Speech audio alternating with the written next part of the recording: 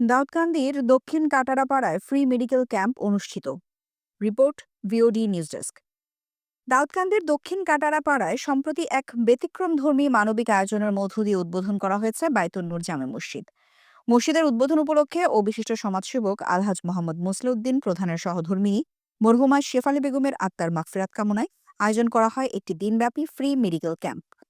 বৃহস্পতিবার সকাল ৯টায় মারুকা ইউনিয়নের দক্ষিণ কাটারাপাড়া বাইতুন নূর জামে মসজিদ প্রাঙ্গণে অনুষ্ঠিত এই স্বাস্থ্যসেবামূলক কার্যক্রমের আয়োজন করেন স্বাস্থ্য ও পরিবার কল্যাণ মন্ত্রণালয়ের কর্মকর্তা মোহাম্মদ আক্তার হোসেন তালুকদার। এতে স্থানীয় অসংখ্য দরিদ্র, প্রবীণ ও রোগাক্রান্ত মানুষ বিনামূল্যে স্বাস্থ্য পরামর্শ, প্রেশার, সুগার পরীক্ষা, ঔষধ ও প্রয়োজনীয় সেবা গ্রহণ করেন। অনুষ্ঠানে প্রধান অতিথি হিসেবে উপস্থিত ছিলেন স্বাস্থ্য ও পরিবার কল্যাণ মন্ত্রণালয়ের অতিরিক্ত সচিব এটিএম সাইফুল ইসলাম। সভাপতিত্ব করেন দাউদকান্দি উপজেলা স্বাস্থ্য ও পরিবার পরিকল্পনা কর্মকর্তা ডাক্তার হাবিবুর রহমান।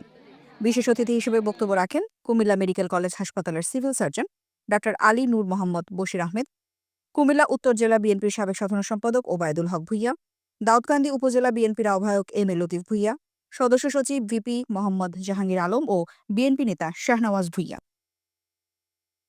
এছাড়াও উপস্থিত ছিলেন মারুকা ইউনিয়ন বিএনপির সভাপতি জাহাঙ্গীর আলম মিয়াজি, যুগ্ম আহ্বায়ক মহসিন উদ্দিন গাজী, মারুকা ইউনিয়ন বিএনপির ২ নং ওয়ার্ড সভাপতি রোশন মোল্লা সহ স্থানীয় বিএনপি ও এর অঙ্গ সংগঠনের নেতৃবৃন্দ।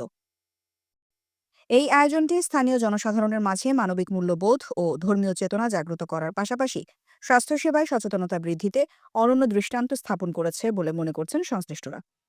স্থানীয়দের দাবি, এমন উদ্যোগ যদি নিয়মিতভাবে আয়োজন করা হয় তবে গ্রামীণ জনপদের প্রাথমিক স্বাস্থ্যসেবা নিশ্চিত করা অনেকটাই সহজ হবে।